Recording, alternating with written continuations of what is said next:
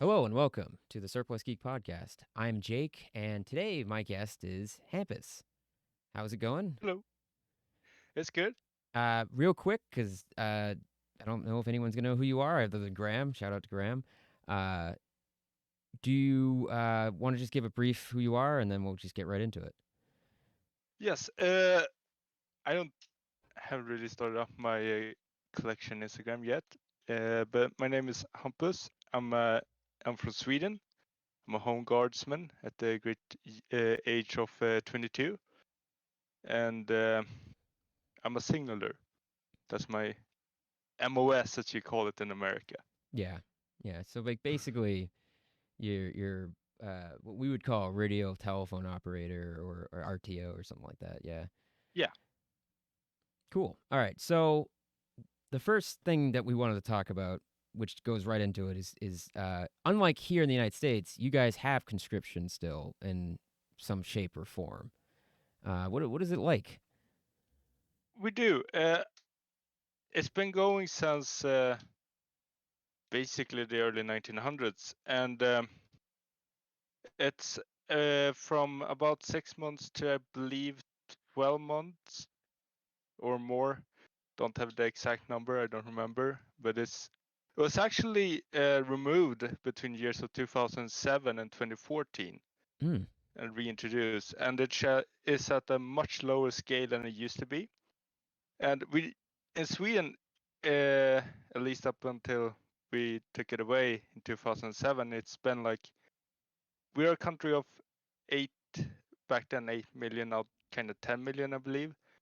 Um, and absolutely every male did conscription Hmm. since the early 1900s till 2007. We had about 50,000 conscripted each year in all kinds of jobs, even uh, weather forecast people, like they were doing the weather forecast for the Air Force. Those were conscripted men. So Wow. everything between heaven and earth. And I guess the real quick question to that is are women required to be conscripted, or is that just a like a voluntary thing? They are actually forced to do the conscription, yes, Oh, nowadays. okay, that's pretty cool. I So think, yeah, yeah, no, you go, you go. I think it was introduced with the 2014 reintroduction of the conscription that they also became compulsory. Uh, yeah, attendance to that. Oh, that's cool. All right, so a little bit of equality there. Nice. And you will Um, go to jail for the duration of your conscription if you do not attend. At least it was okay. so back in the day. So definitely do it. I mean, Yeah. we have to still sign up for our draft selective service, and it does come with a fine. If you don't sign up for it, the fine just keeps going up the longer you wait. I'm not really sure how much it's enforced, but like when you're going to college here and you sign up to do, when you do your SATs to go to college, it automatically signs you up for the selective service. So it's not something you have to really worry about, but it's just something to keep in the back of your head. That's pretty cool. So you did obviously conscript because you didn't want to do jail time. I did not actually get to Oh no, that's conscript. right. Yeah, that's right. Yes, yes. Let's get into that. Sorry, I Yeah, messed that up. so the funny thing is nowadays they don't conscript 50,000 people. It's more like I think we're up to 9,000 now. Uh, for those that don't know, in Sweden we've had this closure of regiments and the such, and the lowering of the military budget, which is hopefully going up. We're opening new regiments again with old ones. So it's we're on a low kinda. But in I think it was with the 2014, they kind of check, do you have any medical things? Are you vegan? That's actually a disqualifying fact. Really? According to my sister, who's a cook in the Navy, that's a disability. Wow. Okay. Sorry, Sorry, vegans in vegan Sweden. people. Yeah, Uh, Army got no chill. Yeah, that's it's about that's food. uh It's that's pretty expensive. interesting. I mean, I kind of understand it because you trying to make a we have vegetarian meals in the U.S. We do military, too, but but not vegan vegan. yeah, vegan's a little bit more. There's more to it than that. So I can understand that. but it's kind of interesting that it's a disqualifier. That like if you Yeah, are you a vegan? Yes. Oh well, you can't join. See you later. but anyway, so it goes like this: when you're 18, you get a letter in the mailbox which says, "Log into this site, and you can do." I believe you had to do a questionnaire. I actually never got the login, so I never had to fill in a questionnaire. They probably already knew. I have ADHD and autism.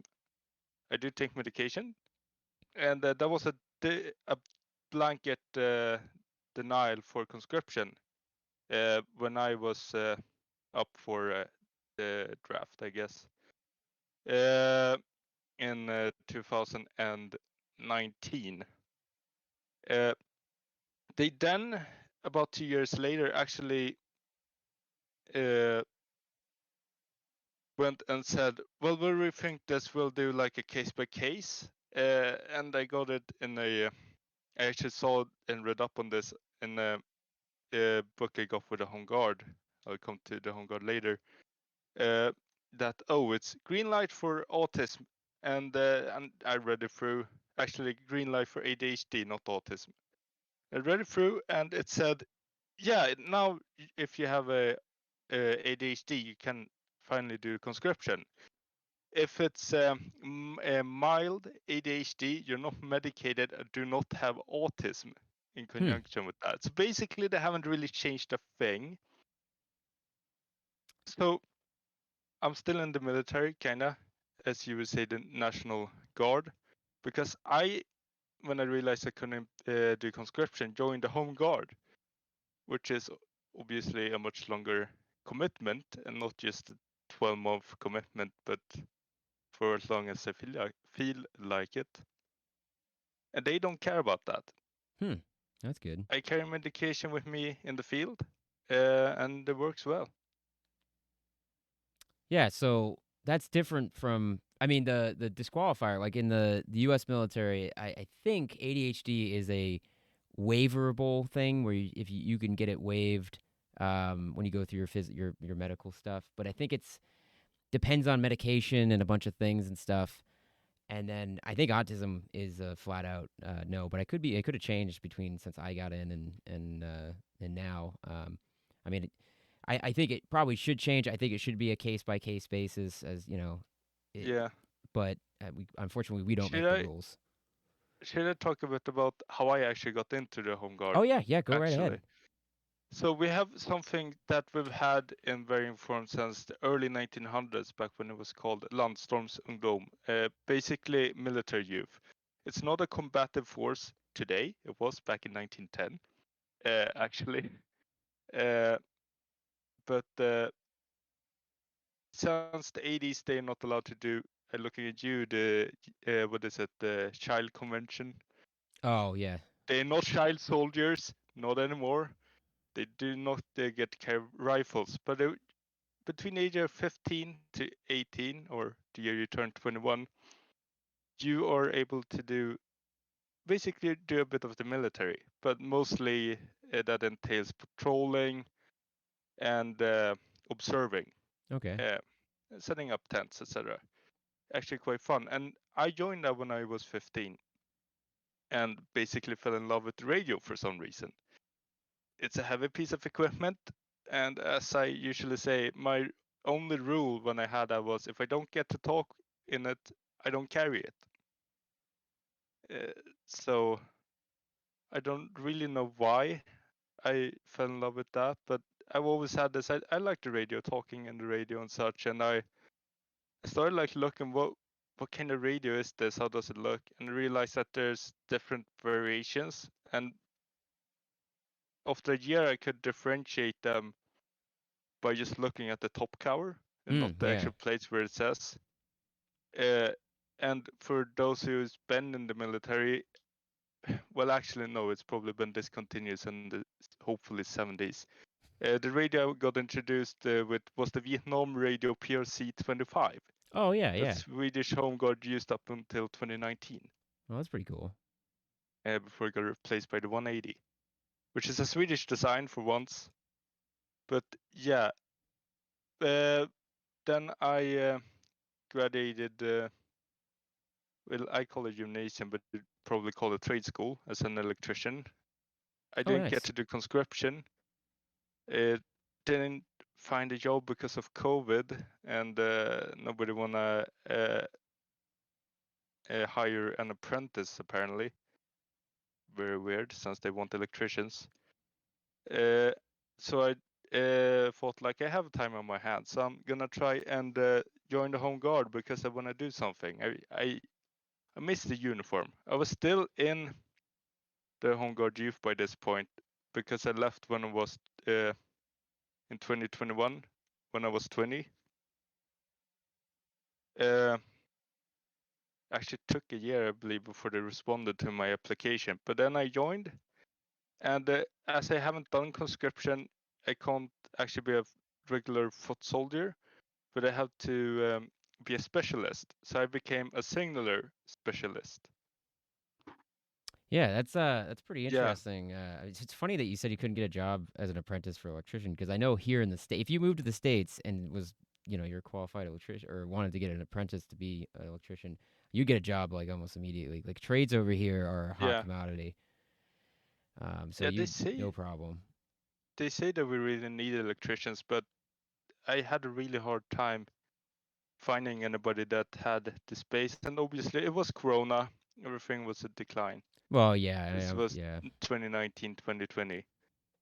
Um, well, anyway, no, I haven't done conscription. So if I'm gonna be in, I thought it was gonna be a company signaler, but I still need some kind of combat knowledge, so to say, training. So then we do something we call GUF, or let's see, basic training voluntarily, which is a 2-week training where I learned to use a weapon, pitch a tent, shoot accurately ish. I think we had a 4 or 5 day course in the AK4. Yep. Um, and then what more did we do? Yeah, some medical exercises, etc. So basically the conscription, but in 2 weeks. So you got We like the tried to do. crash We the even had crash the gas course jam. basically. Yeah, Yeah. even had the gas chamber. Oh, nice. Yeah. So I did that, and then I actually went to a platoon instead of a company. So I'm actually at the lowest signaling level because we don't have radios at group level. Yeah. Uh, well, we do, but also no, not the big radio. Yeah. I mean, radio Uh, in the U.S. military, radio is one of the most important aspects. I mean, it's probably for you guys too, but it is considered yeah, for us. It's considered the best weapon in the unit because you can call in support, you can call in what you need. That's just how we look at it yeah, and stuff. yeah. I know, and no, the Home Guard doesn't really get that much support anyway. At least we don't really train in that. We don't have a attached. I think some battalions might have mortar sections, but we don't. My battalion. Yeah. Uh, we barely have any boats, and we're kind of close to the coast. But yeah, so then I did that, and I actually had to do an introduction course of 10 days where I had to do a guard training, basically to be a guard post. It was Okay. battalion specific training, actually. 10 days, and a bad thing about this whole system is that on paper, a dog handler is supposed to get a pistol. So they, my dog handler in my platoon right now, she went. We did the same basic training, and in her basic training, I got the AK-4 because I'm a signaler. She got a pistol, but we knew that our battalion weren't issuing pistols to our dog handlers. Ah. So when Okay. she went to the introduction course, she was given an AK-4 and about half a day worth of practice with it, and then put at the shooting range trying to make the like test. It's Yeah. Yeah. basically you have a target and you're gonna have to make uh, let's see, it's 9. It's you have 12 bullets in 3 magazines, and yours 2 magazines, Hmm. and so 6 in each, and you're supposed to make 9 hits, and there's points in different zones, and then you take those points, and the points should be more than the time it took for you to do this. And you like start standing, then you fall down to prone, 3 shots, up to kneeling, 3 shots, reload up to standing, 3 shots, and 3 if you want to better shots if you miss something. Okay. Which, I mean, we had like a few hours, say, as 5, probably less. I already had my done the basic training on the AK4, but she had basically 5 hours on it, and then went to the shooting range and straight to live ammo. And then a few shots later, she was doing the test. Ooh. I Yeah. heard they gotten better now, but yeah. Yeah. It's funny, that test actually sounds sort of similar to our alternate test for rifle range, where they put the target, I think it's 25 meters down, and then you have it's a paper target, it's got a lot of miniature targets on it, and then you have Yeah. to, you hit a certain number and stuff, and they tally it up, and um, I think it's still 40 rounds. It might be less rounds. We do 40 rounds for our rifle range. You do 20 from the prone unsupported, no, yeah, unsupported, 10 supported prone, and then 10 from a Mm. crouching position. Um, so that's kind of the difference there. Um, Yeah. Do you have a time limit for that? uh, Not really, but the targets are pop up. So you Oh. have they're from I think it's minimum of 50 meters or yards. I'm not sure. I think it's meters for us.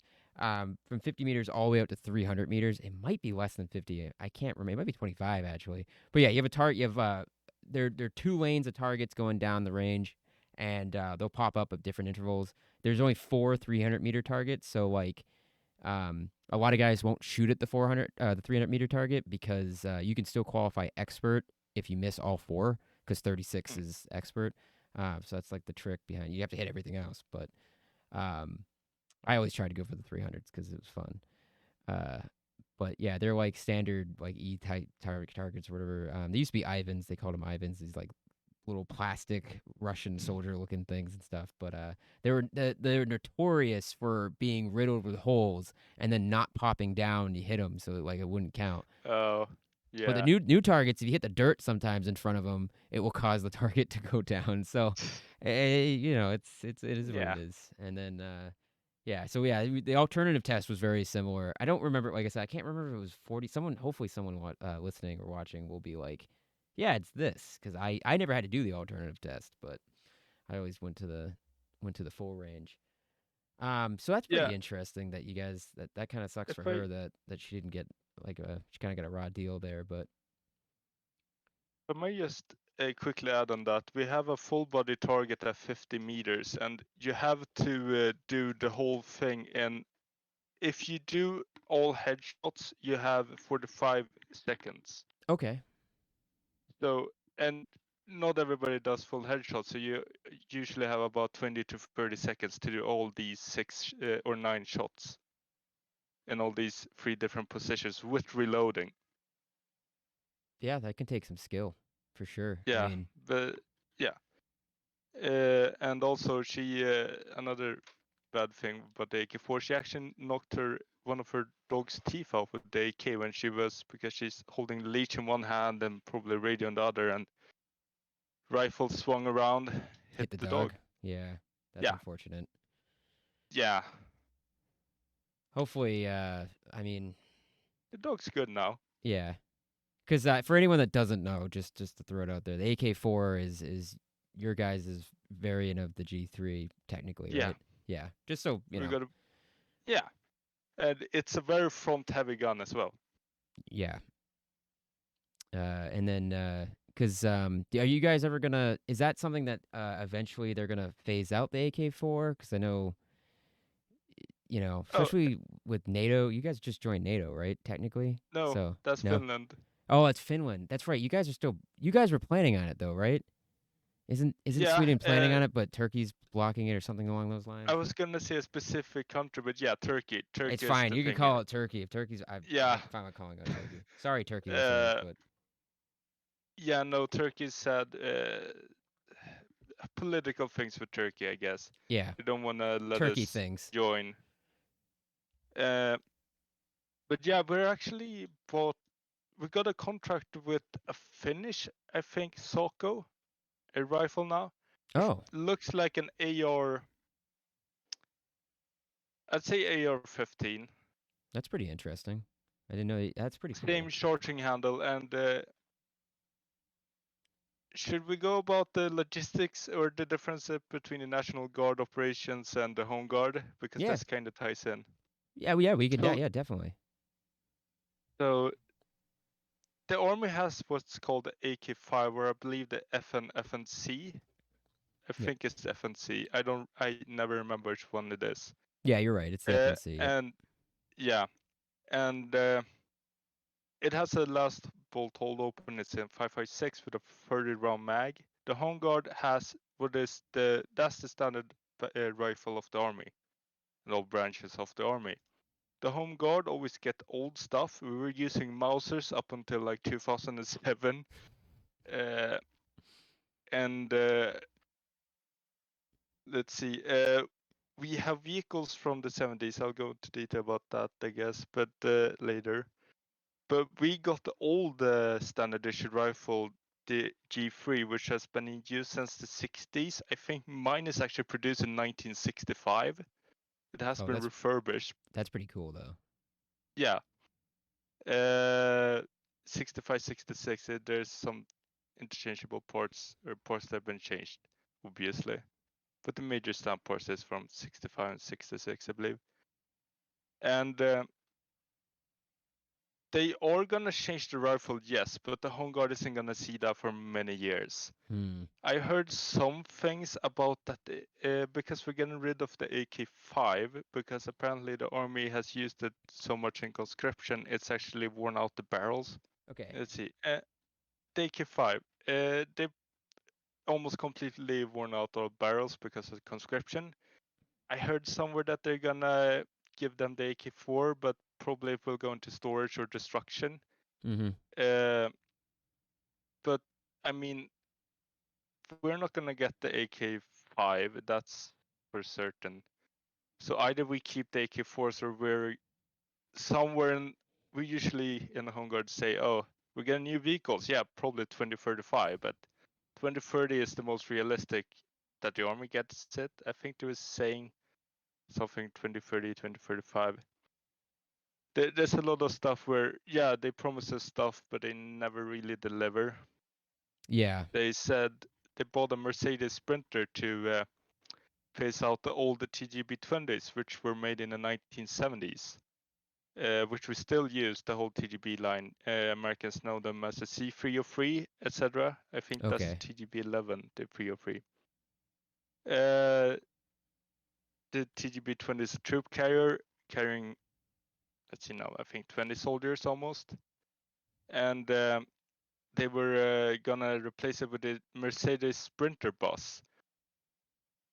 And first off, no, that didn't happen. They did not buy nowhere close to enough vehicles for that. And they're not very well terrain vehicles. Hmm. They put a kind of metal flap at the front to like protect the front when you go in terrain, but that kind of makes it that you can't reverse. Oh, And okay. it's still a Mercedes Sprinter bus with beefier tires. The, there's not much changing that. So you guys don't even really want it then, Well, or do you think it's good enough that it's better than the old stuff? uh, I'm thinking so I don't say anything I shouldn't. That's Uh, fair. That's fair. I mean, yeah, let's see. I mean, Well, compared to they are the all. I was Yeah, gonna say compared to us, I mean, just the National Guard, because the National Guard definitely is the kind of the hand me down of the U.S. at least the U.S. Army, because the National Guard's the subcomponent but you're kind of the Army. mechanized. Yeah, But so that's mechanized. yeah, we're mechanized. I mean, it depends on your unit. We have line infantry units that are just straight up not mechanized. There is line infantry, but for me, I was heavy weapons, so we had Humvees. But we had, I Yeah. mean, we got for rifles. I mean, M4 standard rifle. We actually got the M4A1 plus upgrade program M4s in 20. I want to say 2018 or 2017, somewhere in that ballpark, and that's pretty soon. I think the active component got theirs like only a few years before that. So they've really caught up in the modern era for the National Guard to actually issuing the most modern stuff. Because I got the most modern 50 cal, the upgraded 50 cal, the M2A1. Oh. We got the M320 grenade launcher instead of the M203. We had that pretty quickly, and we had Oh, that the reminds me. yeah, we had the M240 Lima, the newest M240. So I mean, Oh, yeah, we got all the good is stuff. that the Picatinny 240? Yeah, it's got and it's titanium and it's got a different stock, which I hate, but it's all right. It's a FN mag, right? Yeah, it's a lighter FN mag. Yeah, it's the Yeah, upgraded FN we mag. have Yeah, that. yeah. I love it. But I prefer it over the 50 cal. I know controversial opinion, but I that was my second. My primary was a tow missile. My secondary was a 240 in my turret, and then I obviously had huh. my M4. And I love the 240. It will chug through anything. So quickly about that, we bought it when and chambered it for 6.5 Swedish, but now it's in 7.62, the Bravo version. But they still issue the old 6.5 boxes. So when you Oh, put your 7.62 down in them, they are like the tiniest bit shorter, so they kind of fold and rattle a lot. oh, that's pretty cool though. 6.5, 2.4 or FN mag. That sounds Yeah, pretty awesome. but we still don't have Picatinny on it. Oh, We're on the Bravo with the. It's basically Def and Mag as we bought them in 1958. It's called the Machine Gun 58, yep. but in 7.62 nowadays. I mean, They it. haven't changed anything. The good thing though is that at least the FN mag as a weapon system is a fantastic weapon system. So at least you got that. You guys could have adopted something that you could have. I'm not gonna say something We're, controversial, so we'll move on from controversial opinions. But well, I can actually tell you what they were looking at once. The HK-21 for the Home Guard, hey, the HA. I like apparently, but they already had the 58, so they didn't. the HK-21 actually. I Have you like heard of? the G3 sub. That whole Yeah, family of weapons. But I I don't know how real it is. So you have to correct me on that. But have you heard of the HK-25, I think so. Yes. the 50 cal? Yeah. Yeah. I mean, if they're gonna do it, they're gonna do it. Like I said, That's I like the M250 cal. It's just because I know people are gonna be like, how can you like the 240 over the M2? The M240A, it's lighter. It's easier to get into my turret. That was one thing. It's a lot yeah. easier to like bring that up the side of the Humvee than it is to bring a 50. But also, it's just the 50 I found to be. It just was versatility wise. I can take the 240 off the pintle mount and if say my Humvee got disabled, I now have a 240 to bring with me. I can't carry the. I guess I could carry the 50 cal with me in the tripod, Yeah. but how much ammo can I really carry? How far am I really gonna get? But the 240, I Yeah. can use that as a primary, and go to work. So although I still will say I hate the telescopic stock on the 240 Lima. I don't know what they were Oh, thinking with that. is that the paratrooper stock?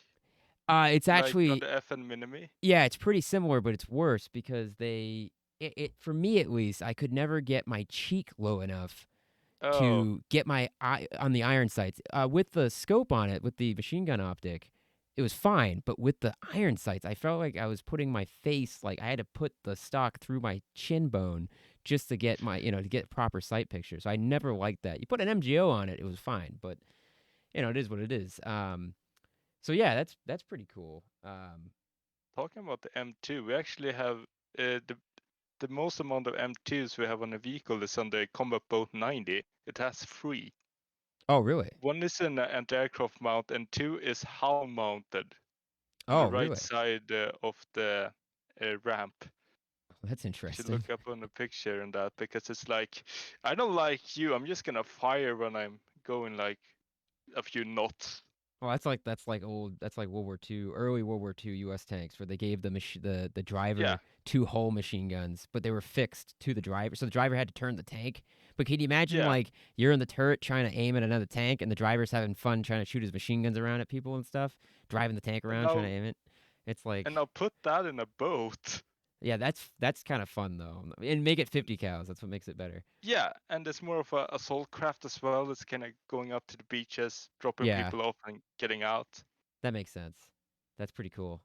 Um, so so you're not just in the home guard. You also collect. You're also I a do. collector of militaria. So, what got you into collecting militaria? Has it been a thing that you've always been into, or is it started later on? Or I actually started collecting cameras, which is not military collecting, obviously. But then, so I've always kind of collected. But then I started collecting radios, which tied into my radio uh, niche. Uh, and I'm also in a now, thanks to Graham, a reenactment group when we went down to Denmark, because I decided to join them, because then I can actually try and use the radios. It's fun. There's some weird oddities in the radio. They're mostly American, oh, that's cool. actually. Yeah, I that's Uh, radios is one of those things that I want to get into kind of because that especially the Vietnam to like the 80s era, like that's that time frame, but it's just too expensive here. Hey, you go on eBay to try to get a PRC 25 or something of that nature. It's just too much money. Yeah, see, that's nice. PRC-10, also Vietnam, I believe, Yep, yep. in the Swedish configuration. Yeah, that's pretty awesome. I mean, like I said, it's on my That one list, but works. oh, really? Yeah. Do you guys need Can you guys just have the radio, or do you need like a license to have radios? Well, about that, uh, If you don't turn it so on, it's not it's not illegal. illegal to have it, but the frequencies it's on, it's illegal to Oh, okay, yeah. transmit on. And this is a 30 to 80 megahertz, and I believe the band that is forbidden is 30 to 88, actually 87.9, 9, let's see, 975, because it's yeah, 88 hertz, megahertz, Okay, 30 that to makes 88 sense. megahertz. Yeah, I can understand that because I'm trying to think of what our we had what did we have for radios when I was in? I'm trying to think of what we used. We had the Harris radios. If you were deployed, you got the Harris radios. I forget the designation for them, but they were you could Trying to encrypt look them at and that. stuff. But the radios that we Oh, used were unencryptable, so we used those. yeah. I just We just got in the Home Guard the encryptable radios, but yeah, as mentioned before, oh, the Harris radio, that kind of looks like a walkie-talkie. Yeah, it's much more compact, more convenient. We had guys. We had one guy that was. He wasn't exactly a radio telephone operator, but he became our radio guy. He went to like a course on it and got trained up. So he was always the guy that was running around making sure that when we were setting our radios up, we weren't messing it up. Because I Yeah, I must have forgotten how to set our radios up so many times. It's not even funny. By the time I got to the next drill, because we drill once a month here, I would oh, forget how to do it. So, oh yeah. wait, do you Speaking of have which, how often do you guys do your commitment? I didn't even think about that so earlier. my contract days is 8 days a year. 8 days a year. That's when I need to show up. And those are planned exercises of 4 days each, or sometimes we just do the whole 8. But we do have weekend exercises where we just go out for the weekend and do some training. Wow. But that's voluntarily. In Depending on battalion, they might enforce the voluntary as well. Yeah, we do. For anyone listening in the United States, even that wants to join the National Guard, it's 1 weekend a month, but that one weekend can be sometimes Monday's a weekend, sometimes Friday's also part of the weekend, sometimes Thursday's part of the weekend. It could be anywhere from 2 days to 4 or 5 days. I think it's it's like 30 something days a year that you drill, and then we have our 2 weeks in the summer. Which 2 weeks? Sometimes 2 weeks isn't 2 weeks. Sometimes it feels like they extend it. I've done a 3 week 3 week annual training once. So they could be a month. I don't know if they can go past a month, but they vary in time. So yeah, we do 1 week in a month minimum every month, and then 2 weeks in the summer. Usually it's in the summer. So it's a little bit more time, and it's definitely all Yeah, mandatory. That is part of your commitment when you sign up. But it's not too bad. 1 week a month wasn't that bad. a lot of guys do the weekend exercises as well. Yeah, yeah. I At least in mean, my battalion it's good. It's good or for company. staying, fresh on the stuff. Because like the one issue that, like I said, we ran into, and this is not just me running into this, was a lot of us would forget. I mean, when you get off, we would drill for a weekend. You'd get off drill. You'd go home. I mean, I thought about the military, but it wasn't like I was thinking like, how do I take apart X, Y, and Z, or how do I take care of a Humvee and do the proper preventative, maintenance on a Humvee? My brain just deleted that Yeah, information, and then I went about my life as a civilian. And then a month later, we'd go back, and then you'd be like, all right, you got to do all this stuff, and I'm like, I'm gonna need the but how? manual. Yeah, I'm gonna need the manual Yeah, on this one, and like we'd have our phones out, like quickly googling it, like, all right. yeah, But it's just like some guys can remember. The toe I had down. I could do that in my sleep. The toe I was proficient in the toe. I did not need any. I could probably still do most of the functions with the toe system and running it and starting it up, and it's logged into my brain pretty good. Like rifle stuff, machine gun stuff. Like I could definitely take apart a 240 right now without any lead up. The M2 gets a little bit not confusing, but the Jesus pin, as we call it, which holds the block, the I don't know, I forget what it's called, but it holds it. Basically, we call it the Jesus pin because it's the most important thing, but it's like this big. Um, that part I might need a refresher on. But in the Mark 19, I definitely would need a refresher on the Mark 19 because I only took apart the Mark 19 a few times. We barely ever took the Mark 19 out of the armory, but yeah. I imagine it's yeah, heavy. yeah, it's heavy. It's cool. I fired one, but generally speaking, the Mark 19 gets kind of forgotten a little bit. It's the odd child out in the family, but um, but yeah, the toe. I could definitely get on the toe and just be like laser focused on that thing. I love doing that. That was the reason why I joined. My recruiter was like, "Oh, you can do toe missiles," and I was like, "Okay, sign me up for that. I'll do that." Yeah.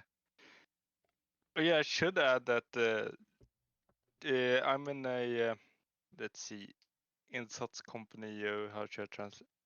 Just basically the observer companies like kind of guard. I don't know how to translate this, but then you have the general infantry companies, and I'm in one of those, which means I got 8 days. But the guys who are kind of like not really a spearhead infantry type of role, that company only has 4 days Huh. annually. Yeah, that's interesting. So yeah, that is a pretty interesting comparison to from the Home Guard to our National Guard, because the National Guard probably was more like your Home Guard way back in the day, when it was less like less. Now it's considered we have to be at the same standard as the active army. So like we go through full basic training, you go to your tech school, and then you go back to your unit and stuff. And there's a whole, it's a whole thing. And I mean, the deployments to the Middle East, 50% of them were National Guard units. So we were getting called up as often But as yeah, any other unit. you can get deployed. That's a fun fact. I believe that you could get deployed as a home guardman 20, 40 years ago, but not anymore. Oh, really? So we're only a domestic force. I mean, it And makes sense. we're not even limited to uh, military duties. We actually, what was that? No, I don't remember when. We had this great fire in Sweden, and they actually called in the home guards Oh, okay. to help extinguish the fires, those Yeah, we fires. we do this. It's the same thing for the National Guard here, where civil duty. Like if there's a natural disaster, like a fire or a hurricane or a snowstorm where I am, or just things like that, we'll get called up. We've had quite a few blizzards where guys were called up, and it's funny when you're talking. I forgot to mention this earlier. When you're talking about the numbers of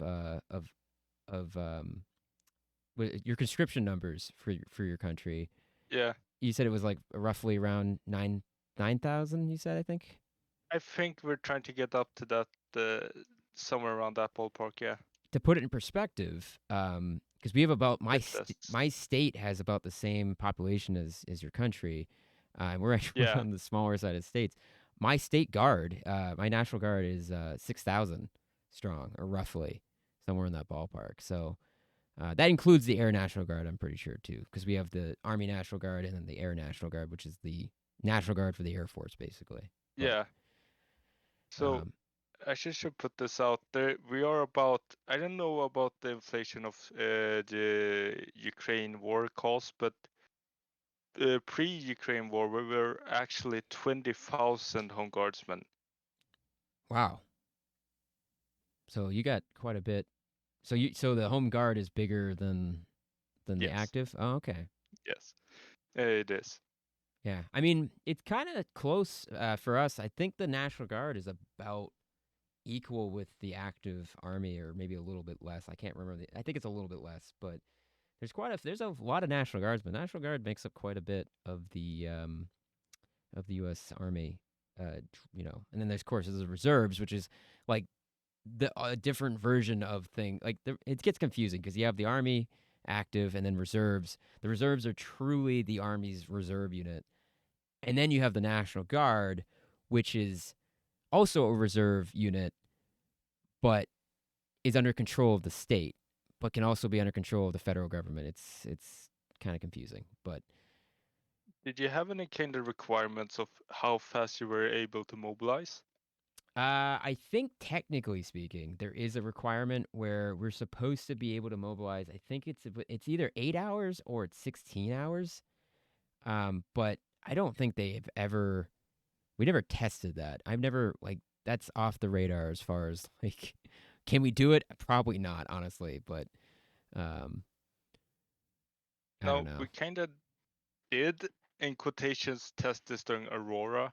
I was a part of Aurora 23, for those who know, the big military exercise, where we're now 26,000 participants, and I believe at least, with some from neighboring countries and America, I believe. Oh, You okay. went in from Norway Hmm. in the beginning of that exercise. But we kind of did that. Our requirement is, I think, 12 hours partial uh, capability and 24 hours full capability of doing our tasks. Yeah, we probably should do that at some point. Um, but yeah, I don't think we've ever. It's never been a consideration. Not. I mean, I wasn't in charge of anything, so I don't know. Maybe this is something that they actually do think about. But like even I can only say so much because certain things I don't want to say. But I don't know if that's ever been put out to us that we need to be. There is like a time frame in which, like, if they call you up, you do have a maximum time. Yeah, But I know that if you were to get called up and you said, "Hey, I've been drinking," it extends your time, if I remember correctly, because they don't want you driving under the influence to your yeah, unit station. For me, it'd be easy. I wasn't that far from my unit station, from my armory. But like for some guys, I know some guys for 4 hours waiting for their armory because not that there wasn't a closer armory, they just wanted to be part of that unit versus another unit, and so they're driving 4 hours to go to because we have armories yeah. everywhere. They're scattered. They're all over the place. But But um, that's where you keep your weapons, right? yes, yes, yeah. Not the ammo though. The ammo is completely Yeah, in a no. different part of the state. So yeah, it's kind of weird if in So terms of an funny. emergency, but So back in the 80s, a home guardsman had his weapon at home, split into three parts. We still kind of do this to this day. Some battalions, I don't. We're not. We don't do that here, which I think is dumb. But anyway, that's a different thing. Uh, fair enough. so every home guardsman had his rifle at home. And back in the 80s, you also got issued some ammunition. Well, you're So you ready. yeah, so you actually had ammunition and your weapon, and obviously we have all our gear at home. Yeah. Uh, like our, at least now, somewhat competent flak vests.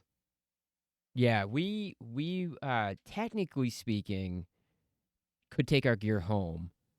I for the longest time I had my gear at home because I like to keep it maintained and clean, and I like to fill my ruck at home and do it like right. But at one point, because I happen to be, and I don't want to get political, but it just happens to be the reality. The magazines that we were issued were illegal in my state. So even though we were legally allowed to have them because we were in the National Guard, we were told, okay, you guys cannot take home your web gear anymore. It needs to stay in the armory in your locker locked.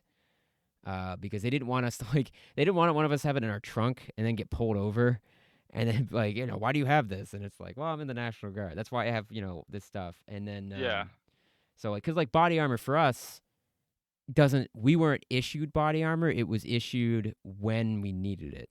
So if we were going to a range that happened to be explosive, like the TOW or 203, we did claymores once. That's when they would break out the body armor. We would get, um, they'd break out the plates and do all that.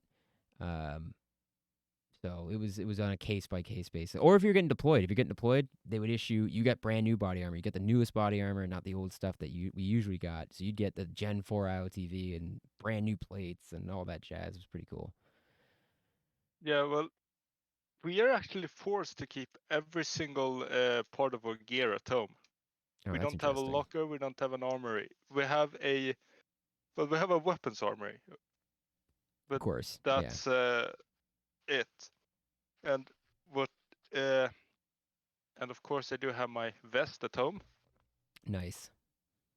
Let's see. Let's get the beaver tail. Did I? Yes. There we go. Nice little tail That's fun. of very thin Kevlar, and you're not allowed to have it on top of your uniform. It needs to be underneath your uniform because it's not in the M90 pattern. Oh, okay. I guess that's interesting. I mean, we're over here like, oh, you got OCP camo with your UCP, body armor, and we go all over the Yeah, place. and this is made for secondary shrapnel. Uh, I know, but also I used this last exercise, which is the only time I've actually used it. Uh, I it's still summer when we're recording this, and it was summer when I did that exercise. It was hot, and this didn't make it better because this traps literally every particle of air Oh, I bet. in inside the jacket, and because it's underneath your uniform and your combat gear, there's no plates in this, by the way. You cannot carry plates. It's not supposed to. Yeah. It's a shrapnel vest. It's an oven. I lost. I didn't have like any water supplements. I didn't have any supplements in the water I drank. I drank at least 3-4 liters that day. I think this was 5 hours or something. I don't know. I should have drunk enough water. It was just I didn't have like the extra supplements, so I actually got dehydrated somewhat.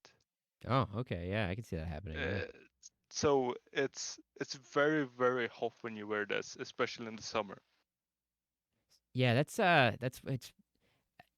it's kind of weird to make it so that you can't because of that reason that you can't wear it on the outside and stuff. Because I just like that's foreign to me because all our body armor going all flak vests going back to the 50s were always a outerwear thing. They make Yeah, undergarment body armor, but like even a good example is that of that is the crewman body armor that came out in the 80s. It's supposed to be able to be worn underneath, but you never see anyone wearing it underneath because it's easier to wear it on top. You could just take it off immediately. But it's also kind of funny that we got given these when we had a water exercise in my introduction course, and this actually floats when it's not wet, but it doesn't when it's wet. But the thing is, we were like jumping down from the 5 meters up, and then we were supposed to get rid of the flak vest and swim up. but that's not realistic. You can't get off this flak vest because it's underneath your gear and your coat. Yeah, that's So, weird. and this does get heavy when wet, but I when it's bet. not, it floats. I was one of the first guys who jumped in before we like actually made it heavy. And I actually floated upwards Oh, well, almost. that's good at least. I I mean, was supposed to like reach the bottom, but I got like halfway when I felt I was going up again, so I got rid of it. that's a weird requirement to have you. That feels like it wasn't really fully thought through with, Well, you know. I should put this into context. They had just replaced an old. I don't know what it was supposed to be, but it was. I think this exercise is just to show that when you sink down, get rid of stuff to go up. Yeah. And they had this black like box and gear that was heavier, that actually always made you go down. But some reason they got rid of that and just took some Kevlar vest out of storage. Hmm. And they hadn't tested it, so they didn't know that you had to like actually soak them before you did this exercise, otherwise it wouldn't work. That's uh that's really that sounds like a military thing. I mean, anyone that's been in Yeah. the military in the US would be like, "Yep, that sounds about right." Not thinking the thing through and then just throwing the guys in there. So that isn't really used. Well, it should be used. I can understand why though, why it wouldn't be used, but Yeah. yeah, that's fair. And there might be better. I mean, the army get better stuff. They got plate carriers, and we kinda do sometimes. But I'm not gonna touch into that too Yeah. much. Yeah, that's fair. Yeah, like I said, for us, it's a case by case. Basically it boils down to not every unit has enough body armor for everyone. They do just it's all in storage for when it's needed. So we use the old stuff for when we need body armor for protection against again firing a tow missile, claymores, stuff like that. It's just easier that way. The plates are always brand new because plates are easy to keep on hand. We usually only have like 10 or 12 that we draw from the armory, and then you only have 10 or 12 guys who are out there that need body armor. Otherwise, I did all my training without body armor, which was fantastic because we do most of our heavy training in the summer. And it gets hot here too, so Yeah. it's nice to not be wearing something that traps in the heat. Um, I should say, when I say hot, it's only 25 degrees Celsius, and I think you get about 30 to 40 in the hotter states. yeah. Like when I Oh went yeah. to California, it was like 30 to 40. Yeah. And do keep in mind, I'm in a country where we get usually minus 12 in the winter. But if you go higher up in the country, I'm in Stockholm, you actually get 20 minus or 30 minus. Yeah. You guys get So cold. so hot for us isn't that hot. So imagine having that in a 30 to 40 Celsius environment. That wouldn't work. Yeah, that's not. I mean, I was when one of my trainings, I was because I was a gunner, I was in the turret all the time. So whenever it was sunny out, I was just baking because you can't Yeah. escape the heat and stuff. But it is what it is, and of course that heat is radiating off the top of the Humvee, so you're getting baked from above, and then this heat is just rising in your face. It was always like, and of course the guys inside, my driver TC and the other guy in the back, they had AC because the new Humvees have AC. So they were getting blasted with AC and stuff, and I'm up there melting. Um, but I wouldn't trade it for the world. I love being again. So I cannot talk enough about the tow missile. It's Our so great. smaller motorized vehicles don't even have power steering.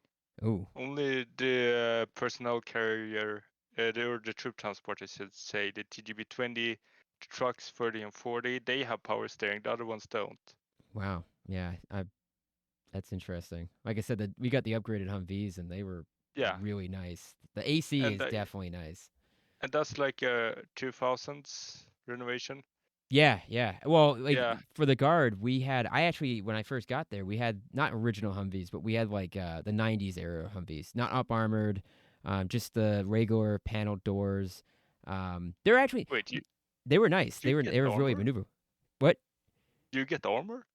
we did get the up armors eventually, so we had the 400-pound doors with the huge windows and the glass is like super thick. And I'm not gonna lie, I like the original Humvees because they were more maneuverable. They didn't get stuck in the mud as much because they weren't as Yeah, heavy. and the doors didn't weigh 450 pounds or whatever it is, so you can actually open them easily. Not, and I know people are like, oh, it's not hard to open a door. It's not that. It's just if you're ever in a position where you're on a slight incline and you're trying to do something in your Humvee and that door comes back and takes your leg out, it Yeah, hurts. It's like, the original doors on the Humvee are like paper thin, so, um, and the windows are a I lot mean, easier to use. the TGB series has never been armored. It's paper thin. Oh, I bet. Never has been, never will be. We Uh, also we also had the high yeah. back Humvees, which had the not cloth, like nylon doors. It was like the wrapped doors and stuff. Those were terrible in the cold. They I didn't. should bring They up. just came right through. Now, I don't believe we had this in the Home Guard, but something funny is the 903 series Volvo Valpen, which basically is a car that only has rubberized, rubberized canvas, I guess, Yeah, yeah, around the whole vehicle. They also made a version which carried, that's the TGB 11 that carried a, no, might not have been tow actually. It might have been a bill. Some launcher, but the best yeah. version is in that little 903. They removed all of the canvas, put a little cage thing on it, and then they put a recoilless rifle. And you might have heard of the M2 Carl Gustav, or the M3, the M4. Yep, Imagine that, but you make it longer and a bit bigger. yep. And now a Carl Gustav cartridge is about this. That one is, let's see if I can get this frame, at least like Much that. bigger. Yeah, It's actually big, and it's a recoilless gun. For those who wanna search that up, is the, let's see, 9031 car TGB. interesting. I believe it's TGB. Yeah, recoilless Uh, rifles are cool. they also made one for the 11, which is called the TGB 1111, but it's still the same gun. It's just a fun evolution. I don't think we ever got to the Home Guard, but I mean, no Yeah, seatbelt, no seatbelts in an 903 cider.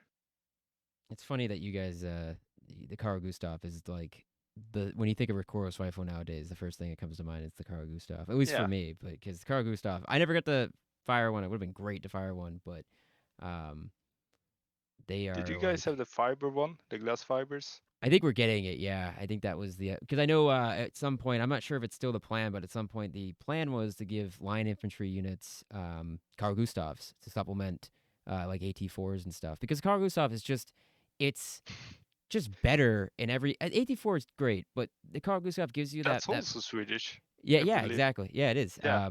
It gives you that double option with the Carl Gustav because you have multiple ammo types. It's reloadable, so you're carrying Yeah. around one launcher with just one guy carrying around ammo. It's just there's so much benefits to the Carl Gustav. Um, We're still running around with the originals, the 48s, oh, yeah, which the M48s. and it's M48 because it was introduced in 1948, right? Yeah, so there's 48, let's see if I get this right, 86, and now the M18, which is, I don't know why, but they are called the M2, the M3, and the M4. There is no M1.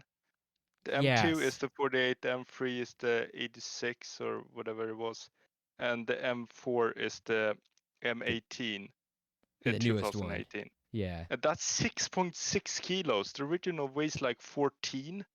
yeah, that's insane. I mean, that's the Carl Gustav is going to be one of those weapon systems that I think is going to be like a 50 cal where it's going to stay in service even if it's been modified heavily. Yeah, It's going to stay in service for so long because it's just so capable. I mean, we don't even, they sometimes use like a civilian term sniper rifle sight, like an actual scope, but usually it's irons Yeah, with our M48s. yeah. And let me tell you, if you ever get the chance to fire one of those and they say pick your poison in like ammunition, pick smoke. Oh yeah. That's the heftiest payload, or it, it's the most bang for your buck.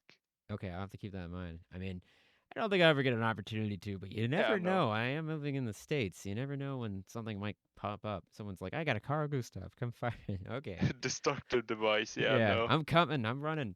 So, with that being said about awesome recoilless rifles and missile launchers and stuff like that, we're gonna wrap this up because it's now been about an hour. I will say though, I think we'll probably bring you back on in the future, maybe season 4 next year, because I like to kind of like space it out a little bit. Yeah. But because I definitely think we could talk for another forever. Um, Yeah. so thanks for coming I'm on, happy man. to This has come. been great, dude. No problem. I mean, I'll be happy to come back. I think this is a great educational experience for people to get just an idea of how it works in Sweden and versus here in the United States. And I think it's great that I'm a National Guard. I was a National Guardsman. You're currently a Home Guardsman. I don't know if you guys Yeah, call it that, but I would do. yeah. So it's pretty cool, you know. So that with that being said, I'm terrible at ending these things, so I'm just gonna say thanks again. You can say your goodbyes, and then I'll say my goodbyes. Yeah. So. Thank you for having me. Yeah. All right. Thanks for Bye. listening to everyone's listening, and have a good something or whatever.